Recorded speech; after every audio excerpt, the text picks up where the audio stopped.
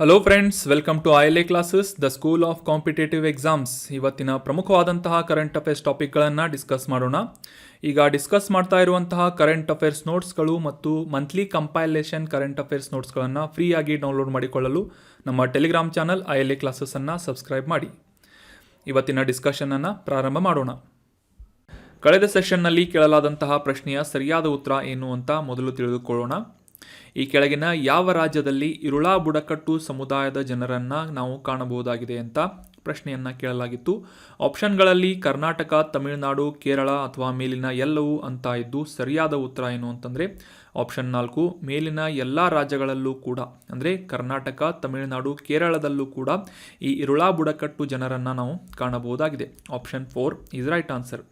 ರೀಸೆಂಟಾಗಿ ಈ ಇರುಳಾ ಬುಡಕಟ್ಟು ಸಮುದಾಯಕ್ಕೆ ಸೇರಿದಂತಹ ವ್ಯಕ್ತಿಗೆ ಮುಖ್ಯವಾಗಿ ಇವರ ಒಂದು ವಿಶೇಷ ಜ್ಞಾನವಾದಂತಹ ಹಾವು ಹಿಡಿಯುವಂತಹ ಒಂದು ಪರಿಣಿತಿಯನ್ನು ಹೊಂದಿದಂತಹ ವ್ಯಕ್ತಿಗೆ ಪದ್ಮಶ್ರೀ ಪ್ರಶಸ್ತಿಯನ್ನು ನೀಡಲಾಗಿತ್ತು. ಸೊ ಹೀಗಾಗಿ ಈ ಇರುಳಾ ಬುಡಕಟ್ಟು ಸಮುದಾಯದ ಕುರಿತಾದಂತಹ ಕೆಲವೊಂದಿಷ್ಟು ಮಾಹಿತಿಗಳನ್ನು ನಾವು ಡೀಟೇಲ್ ಆಗಿ ಒಂದು ಆರ್ಟಿಕಲ್ನಲ್ಲಿ ಕೂಡ ಡಿಸ್ಕಸ್ ಮಾಡಿದ್ವಿ.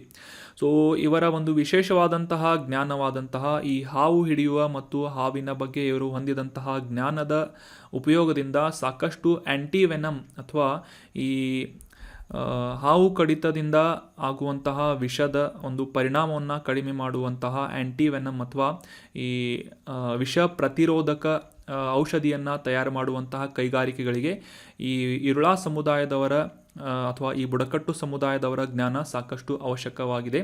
ಸೊ ಹೀಗಾಗಿ ಇವರ ಒಂದು ಪ್ರತಿಭೆಯನ್ನು ಗುರುತಿಸಿ, ಪರಿಣಿತಿಯನ್ನು ಗುರುತಿಸಿ ಈ ಒಂದು ಸಮುದಾಯಕ್ಕೆ ಸೇರಿದಂತಹ ವ್ಯಕ್ತಿಗೆ ಪದ್ಮಶ್ರೀ ಪ್ರಶಸ್ತಿಯನ್ನು ನೀಡಲಾಗುತ್ತೆ. ಮುಖ್ಯವಾಗಿ ಕರ್ನಾಟಕ, ತಮಿಳುನಾಡು, ಕೇರಳ ರಾಜ್ಯದಲ್ಲಿ ಕಂಡುಬರುವಂತಹ ಈ ಇರುಳಾ ಬುಡಕಟ್ಟು ಸಮುದಾಯದವರನ್ನು ಸರ್ಕಾರದಿಂದ ದುರ್ಬಲ ಬುಡಕಟ್ಟು ಸಮುದಾಯ ಅಥವಾ ಪರ್ಟಿಕ್ಯುಲರ್ಲಿ ವಲ್ನರೇಬಲ್ ಟ್ರೈಬಲ್ ಗ್ರೂಪ್ಸ್ ಅಂತ ಗುರುತಿಸಲಾಗುತ್ತೆ. So that was about detailed information of Irula ಬುಡಕಟ್ಟು. ಸೊ ಮೇಲಿನ ಎಲ್ಲ ಅಂತ ಅಥವಾ ಆಪ್ಷನ್ 4 ಅಂತ ಕಮೆಂಟ್ ಮಾಡಿದಂತಹ ಎಲ್ಲ ಸ್ಟೂಡೆಂಟ್ಸ್ಗಳಿಗೆ ಕಾಂಗ್ರ್ಯಾಚುಲೇಷನ್ಸ್. ಮತ್ತು ಈ ಒಂದು ಆರ್ಟಿಕಲ್ಸ್ ಬಗ್ಗೆ ನೀವು ಒಪಿನಿಯನನ್ನು ಕಮೆಂಟ್ ಮಾಡಿದಂತಹ ಎಲ್ಲ ಸ್ಟೂಡೆಂಟ್ಸ್ಗಳಿಗೂ ಕೂಡ ಥ್ಯಾಂಕ್ ಯು ಸೋ ಮಚ್. ಇದೇ ರೀತಿಯಾಗಿ ನಿಮ್ಮ ಒಪಿನಿಯನ್ ಅಥವಾ ಸಜೆಷನ್ಗಳನ್ನು ಕಮೆಂಟ್ ಬಾಕ್ಸ್ನಲ್ಲಿ ಕಮೆಂಟ್ ಮಾಡ್ತಾಯಿರಿ ಮತ್ತು ಈ ಕಂಟೆಂಟನ್ನು ಎಲ್ಲ ಫ್ರೆಂಡ್ಸ್ಗಳ ಜೊತೆ ಶೇರ್ ಮಾಡ್ತಾಯಿರಿ ಅಂತ ಹೇಳ್ತಾ ಇವತ್ತಿನ ಪ್ರಶ್ನೆ ಏನು ಅಂತ ನೋಡೋಣ. ಈ ಕೆಳಗಿನ ಯಾವ ರಾಜ್ಯದಲ್ಲಿ ಒರಾಂಗ್ ಅನ್ನುವ ರಾಷ್ಟ್ರೀಯ ಉದ್ಯಾನವನ ಲೊಕೇಟ್ ಆಗಿದೆ ಅಂತ ಪ್ರಶ್ನೆ ಇದ್ದು ಆಪ್ಷನ್ಗಳಲ್ಲಿ ಕೆಲವೊಂದಿಷ್ಟು ರಾಜ್ಯಗಳ ಹೆಸರುಗಳನ್ನು ನೀಡಲಾಗಿದೆ. Assam, option 2 Arunachal Pradesh, option 3 Meghalaya, option 4 Tripura ಅಂತ ಇದ್ದು ಒರಾಂಗ್ ರಾಷ್ಟ್ರೀಯ ಉದ್ಯಾನವನ ಲೊಕೇಟ್ ಆದಂತಹ ರಾಜ್ಯ ಯಾವುದು ಅಂತ ಕಮೆಂಟ್ ಬಾಕ್ಸ್ನಲ್ಲಿ ಕಮೆಂಟ್ ಮಾಡಿ.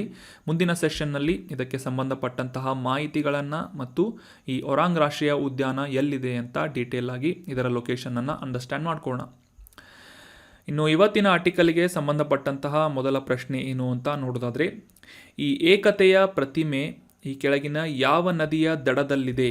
ಸರ್ದಾರ್ ವಲ್ಲಭಭಾಯಿ ಪಟೇಲ್ ಅವರ ಏಕತೆಯ ಪ್ರತಿಮೆ ಅಥವಾ ಸ್ಟ್ಯಾಚ್ಯೂ ಆಫ್ ಯೂನಿಟಿ ಯಾವ ನದಿಯ ದಡದಲ್ಲಿ ನಿರ್ಮಾಣವಾಗಿದೆ ಅಂತ ಪ್ರಶ್ನೆ ಇದ್ದು ಆಪ್ಷನ್ಗಳಲ್ಲಿ Krishna, option 2 Godavari, option 3 Narmada, option 4 Sabarmati ನದಿ ಅಂತ ಇದೆ. ಸರಿಯಾದ ಉತ್ತರ ಏನು ಅಂತಂದರೆ ಗುಜರಾತ್ನಲ್ಲಿರುವಂತಹ ನರ್ಮದಾ ನದಿ, ಗುಜರಾತ್ನಲ್ಲಿ ಹರಿಯುವಂತಹ ನರ್ಮದಾ ನದಿಯ ದಡದಲ್ಲಿ ಈ ಸ್ಟ್ಯಾಚ್ಯೂ ಆಫ್ ಯೂನಿಟಿ ಅಥವಾ ಏಕತೆಯ ಪ್ರತಿಮೆ ಲೊಕೇಟ್ ಆಗಿದೆ, ನಿರ್ಮಾಣವಾಗಿದೆ. Option 3 is right answer. ರೀಸೆಂಟಾಗಿ ಈ ಸ್ಟ್ಯಾಚ್ಯೂ ಆಫ್ ಯೂನಿಟಿ ನ್ಯೂಸ್ನಲ್ಲಿ ಯಾಕೆ ಇತ್ತು ಅಂತ ಕಾಂಟೆಕ್ಸ್ಟನ್ನು ಅರ್ಥ ಮಾಡ್ಕೊಳ್ಳೋದಾದರೆ, ಈ statue of unity area development and tourism governance authority ಅನ್ನುವ ಈ ಒಂದು ಸಂಸ್ಥೆಯಿಂದ ಈ ಸ್ಟ್ಯಾಚ್ಯೂ ಆಫ್ ಯೂನಿಟಿ ಅಥವಾ ಈ ಒಂದು ಏಕತೆಯ ಪ್ರತಿಮೆಯ ಸುತ್ತಮುತ್ತಲೂ ಈ ಪ್ರವಾಸೋದ್ಯಮವನ್ನು ಉತ್ತೇಜಿಸುವಂತಹ ನಿಟ್ಟಿನಲ್ಲಿ ಹೆಲಿಕಾಪ್ಟರ್ ರೈಡ್ ಅಥವಾ ಹೆಲಿಕಾಪ್ಟರ್ಗಳ ಮೂಲಕ ಒಂದು ಪರಿಸರವನ್ನು ವೀಕ್ಷಿಸುವಂತಹ ಒಂದು ವ್ಯವಸ್ಥೆಯನ್ನು ನಡೆಸುವಂತಹ ಒಂದು ಟೆಂಡರನ್ನು ಕೋರಲಾಗಿದೆ ಅಂತ ನ್ಯೂಸ್ನಲ್ಲಿ ಪಬ್ಲಿಷ್ ಆಗಿತ್ತು. ಸೊ ಹೀಗಾಗಿ ಈ ಏಕತೆಯ ಪ್ರತಿಮೆ ಅಥವಾ ಸ್ಟ್ಯಾಚ್ಯೂ ಆಫ್ ಯೂನಿಟಿ ವಿಶೇಷವಾದಂತಹ ಒಂದು ನೂತನವಾಗಿ ಇತ್ತೀಚೆಗೆ ಅಂದರೆ ಕೆಲವೊಂದಿಷ್ಟು ವರ್ಷಗಳ ಹಿಂದೆ ನಿರ್ಮಾಣವಾದಂತಹ ಒಂದು ಮೂರ್ತಿ ಅಥವಾ ಒಂದು ಸ್ಟ್ಯಾಚ್ಯೂ ಆಗಿದ್ದು ಇದರ ಕುರಿತಾದಂತಹ ಕೆಲವೊಂದಿಷ್ಟು ವಿಶೇಷ ಮಾಹಿತಿಗಳನ್ನು ಆಲ್ರೆಡಿ ನೀವು ತಿಳ್ಕೊಂಡಿರ್ಬೋದು, ಆದರೂ ಕೂಡ ಮತ್ತೊಮ್ಮೆ ರಿವೈಸ್ ಮಾಡ್ಕೊಳ್ಳೋಣ. ಭಾರತದ ಉಕ್ಕಿನ ಮನುಷ್ಯ ಅಂತ ಪ್ರಸಿದ್ಧಿಯಾದಂತಹ ಸರ್ದಾರ್ ವಲ್ಲಭಭಾಯಿ ಪಟೇಲ್ ಅವರ ಗೌರವಾರ್ಥವಾಗಿ ಈ ಸ್ಟ್ಯಾಚ್ಯೂ ಆಫ್ ಯುನಿಟಿ ಏಕತೆಯ ಪ್ರತಿಮೆಯನ್ನು ಗುಜರಾತ್ನಲ್ಲಿ ನರ್ಮದಾ ನದಿಯ ದಡದಲ್ಲಿ ನಿರ್ಮಾಣ ಮಾಡಲಾಗಿದೆ.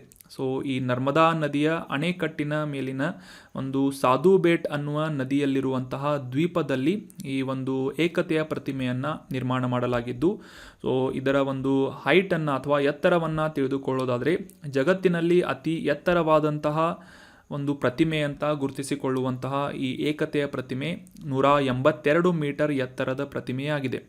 ಸೊ ಈ ಚೀನಾದಲ್ಲಿರುವಂತಹ ಸ್ಪ್ರಿಂಗ್ ಟೆಂಪಲ್ ಬುದ್ಧನ ಎತ್ತರ 177 ಅಡಿ ಇದ್ದು, ಈ ಭಾರತದ ಅಥವಾ ಗುಜರಾತ್ನಲ್ಲಿರುವಂತಹ ಏಕತೆಯ ಪ್ರತಿಮೆ 182 ಮೀಟರ್ ಎತ್ತರವನ್ನು ಹೊಂದಿದೆ ಅಂತ ಗುರುತಿಸಲಾಗುತ್ತೆ. ಜಗತ್ತಿನಲ್ಲಿ ಅತಿ ಎತ್ತರದ ಪ್ರತಿಮೆ ಅಂತ ಕೂಡ ಈ ಒಂದು ಏಕತೆಯ ಪ್ರತಿಮೆಯನ್ನು ಗುರುತಿಸಲಾಗುತ್ತದೆ. ಸೊ ಭಾರತದ ಕಂಪನಿಗಳಾದಂತಹ ಲಾರ್ಸೆನ್ ಆ್ಯಂಡ್ ಟರ್ಬೋ ಮತ್ತು ಈ ಒಂದು ಪದ್ಮಭೂಷಣ ವಿಜೇತ ಶಿಲ್ಪಿ ರಾಮ್ ವಿ ಸುತಾರ್ ಅವರಿಂದ ವಿನ್ಯಾಸಗೊಳಿಸಲಾದಂತಹ ಪ್ರತಿಮೆ ಈ ಏಕತೆಯ ಪ್ರತಿಮೆಯಾಗಿದೆ.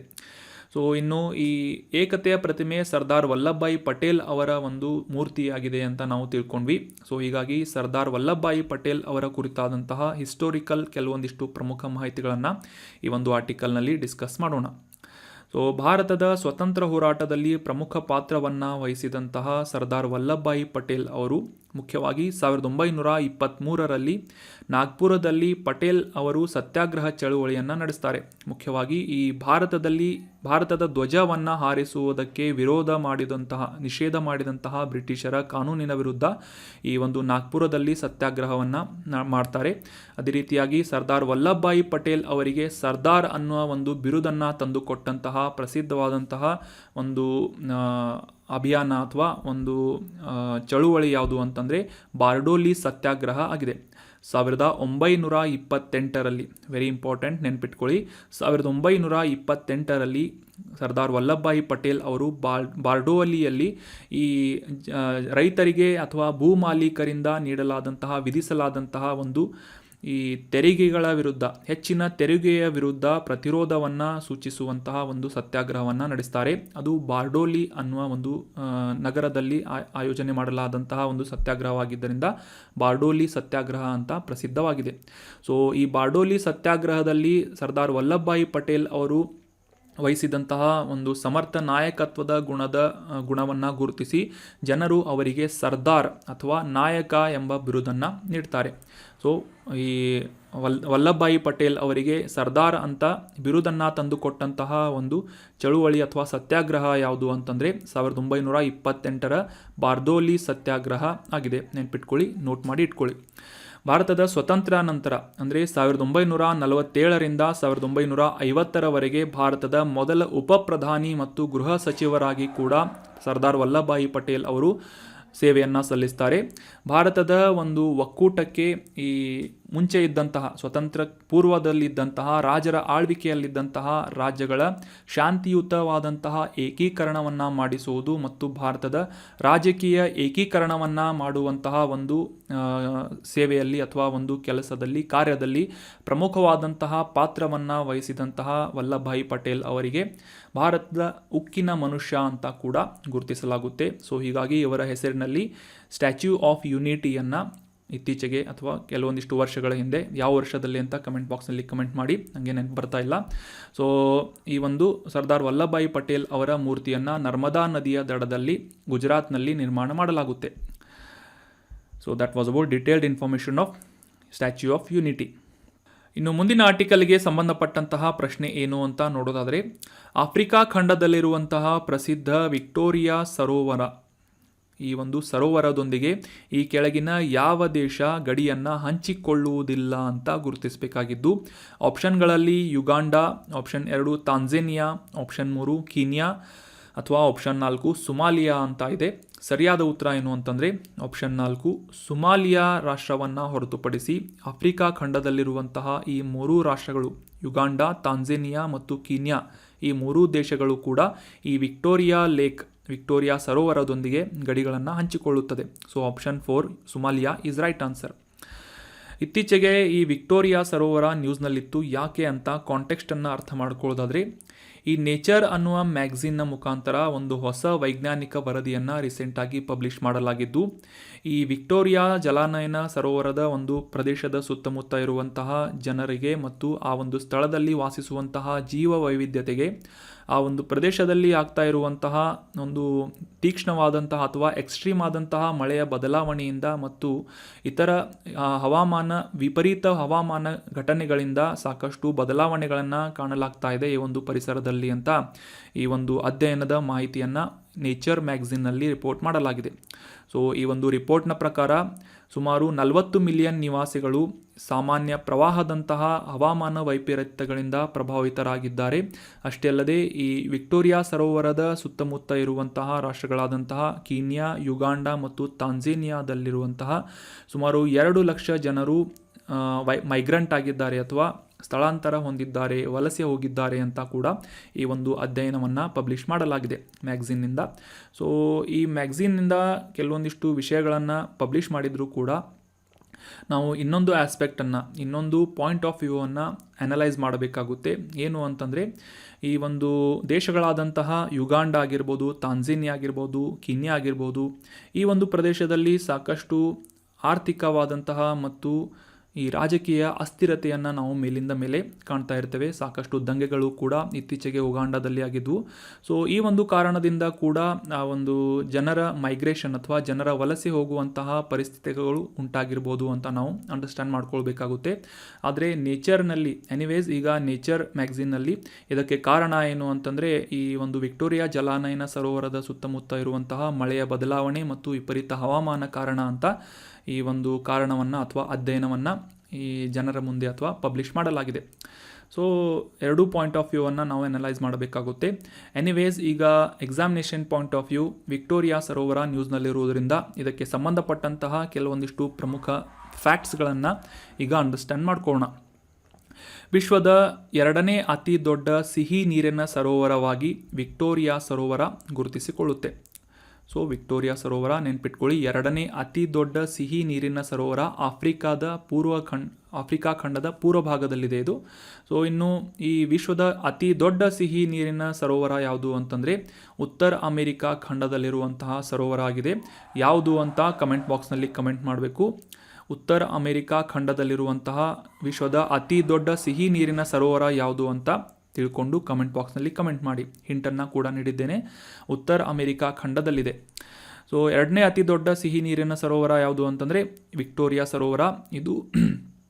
ಇದು ಆಫ್ರಿಕಾ ಖಂಡದ ಪೂರ್ವ ಭಾಗದಲ್ಲಿರುವಂತಹ ಮುಖ್ಯವಾಗಿ ತಾಂಜೇನಿಯಾ, ಉಗಾಂಡ, ಕೀನ್ಯಾದ ಗಡಿಗಳನ್ನು ಹಂಚಿಕೊಳ್ಳುವಂತಹ ಒಂದು ಸರೋವರವಾಗಿದೆ. ಸೊ ಈ ವಿಕ್ಟೋರಿಯಾ ಸರೋವರ ಬಿಳಿ ನೈಲ್ ನದಿ, ವೈಟ್ ನೈಲ್ ಅಂತ ಏನು ಕರಿತೇವೆ, ಬಿಳಿ ನೈಲ್ ನದಿಯ ಒಂದು ಮೂಲವಾಗಿ ಗುರುತಿಸಿಕೊಳ್ಳುತ್ತೆ. ಈ ಒಂದು ಇಮೇಜ್ನಲ್ಲಿ ನೋಡ್ಬೋದು ಕ್ಲಿಯರ್ ಆಗಿ ನೀವು.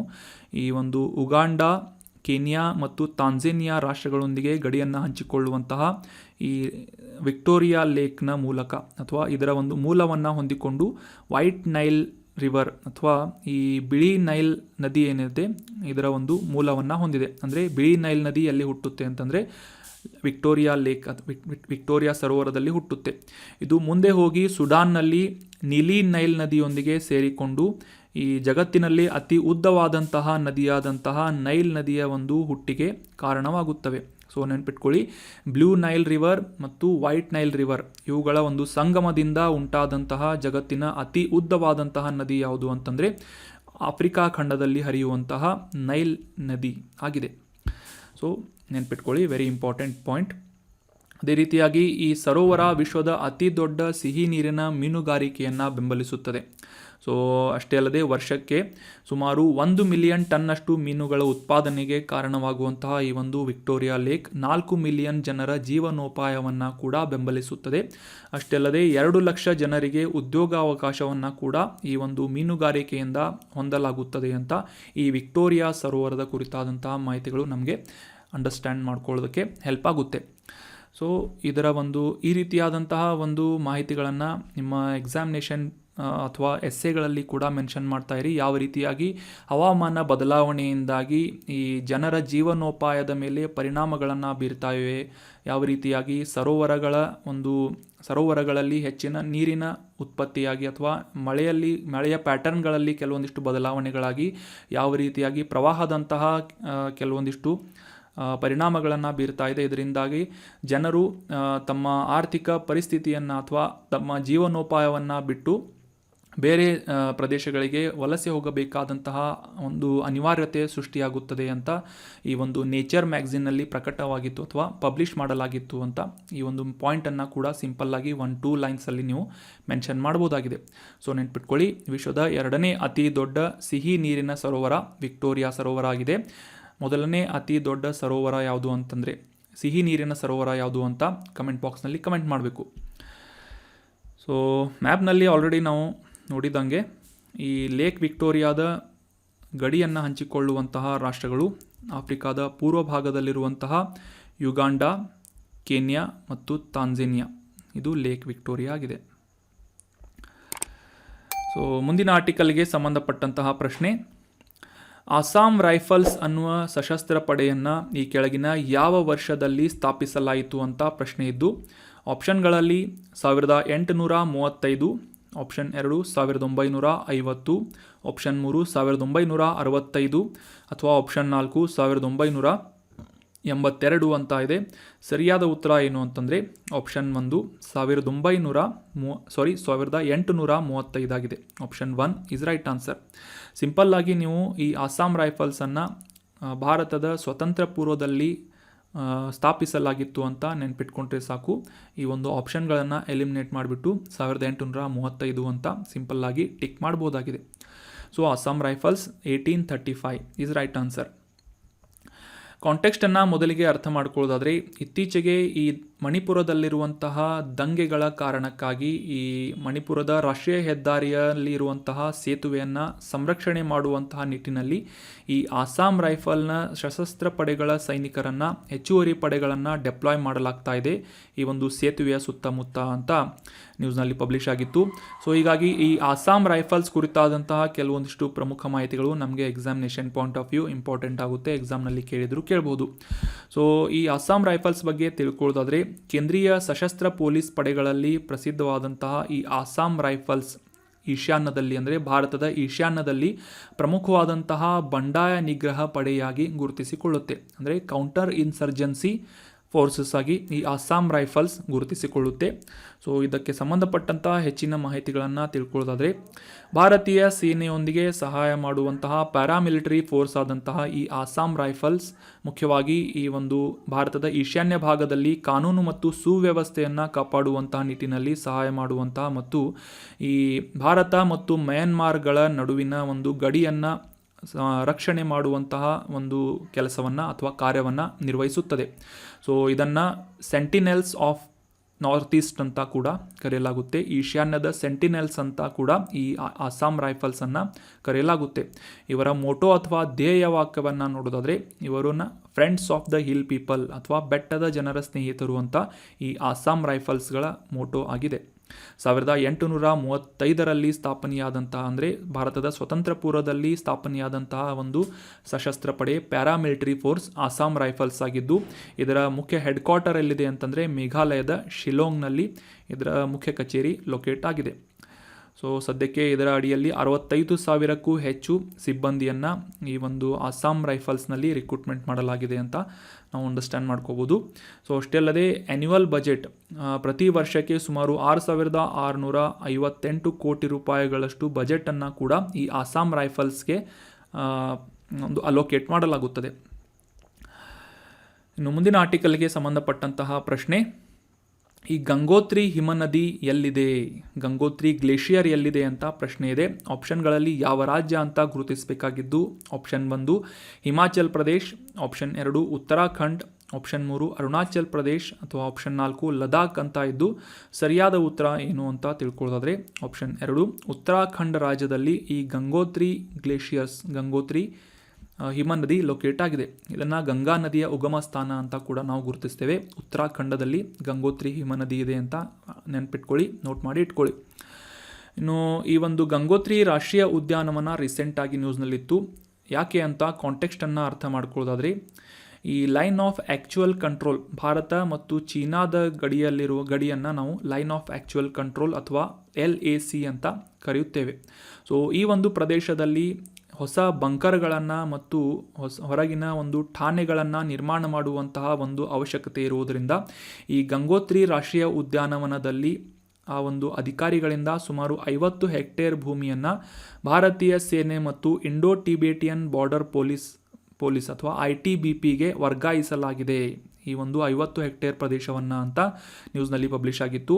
ಸೊ ಈ LACಯಲ್ಲಿ ಅಂದರೆ ಲೈನ್ ಆಫ್ ಆ್ಯಕ್ಚುಯಲ್ ಕಂಟ್ರೋಲ್ನಲ್ಲಿ ಭಾರತದ ಒಂದು ಸೆಕ್ಯುರಿಟಿಯನ್ನು, ಭದ್ರತೆಯನ್ನು ಮತ್ತು ಸಂರಕ್ಷಣೆಯನ್ನು ಮಾಡುತ್ತಿರುವಂತಹ ಸೈನಿಕರಿಗೆ ಬಂಕರ್ಗಳನ್ನು ಮತ್ತು ಕೆಲವೊಂದಿಷ್ಟು ಇನ್ಫ್ರಾಸ್ಟ್ರಕ್ಚರ್ಗಳನ್ನು ನಿರ್ಮಾಣ ಮಾಡುವಂತಹ ಒಂದು ಅವಶ್ಯಕತೆ ಇರುವುದರಿಂದ ಈ 50 ಹೆಕ್ಟೇರ್ ಪ್ರದೇಶವನ್ನು ಈ ಗಂಗೋತ್ರಿ ರಾಷ್ಟ್ರೀಯ ಉದ್ಯಾನವನದಿಂದ ಈ ರಾಷ್ಟ್ರೀಯ ಉದ್ಯಾನವನದ ಅಧಿಕಾರಿಗಳಿಂದ ವರ್ಗಾಯಿಸಲಾಗಿದೆ ಭಾರತೀಯ ಸೇನೆ ಮತ್ತು ITBP ಸೇನೆಗೆ ಅಂತ ನ್ಯೂಸ್ನಲ್ಲಿ ಪಬ್ಲಿಷ್ ಆಗಿತ್ತು.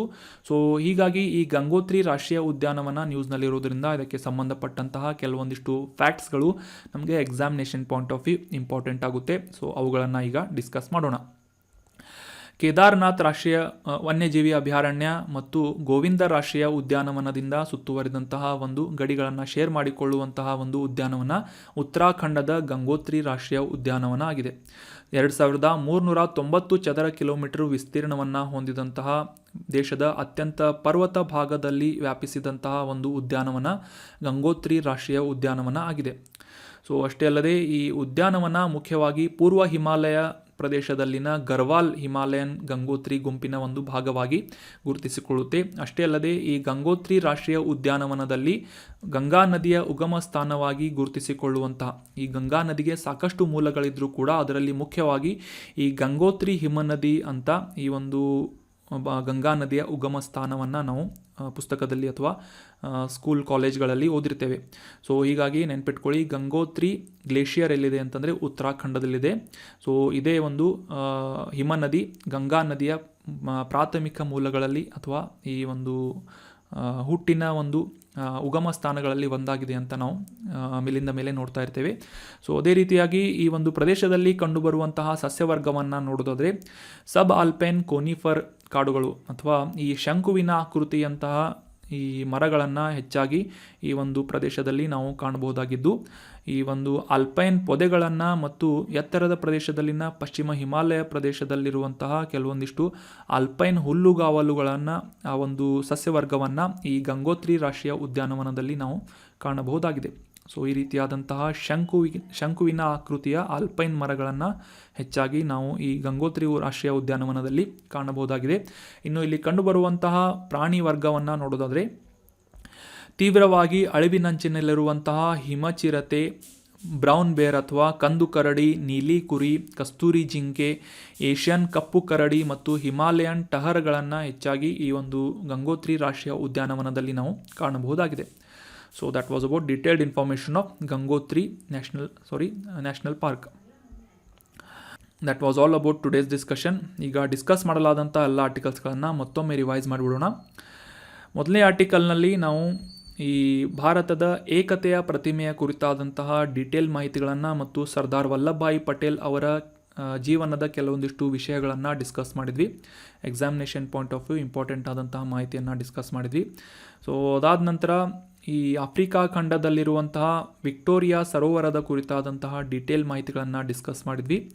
ನಂತರದ ಆರ್ಟಿಕಲ್ನಲ್ಲಿ ಆಸಾಂ ರೈಫಲ್ಸ್ ಸಶಸ್ತ್ರ ಪಡೆಯ ಕುರಿತಾದಂತಹ ಮಾಹಿತಿಗಳನ್ನು ಡಿಸ್ಕಸ್ ಮಾಡಿದ್ವಿ. ನಂತರದ ಆರ್ಟಿಕಲ್ನಲ್ಲಿ ಉತ್ತರಾಖಂಡದಲ್ಲಿರುವಂತಹ ಗಂಗೋತ್ರಿ ರಾಷ್ಟ್ರೀಯ ಉದ್ಯಾನವನದ ಕುರಿತಾದಂತಹ ಮಾಹಿತಿಗಳನ್ನು ಡಿಸ್ಕಸ್ ಮಾಡಿದ್ವಿ.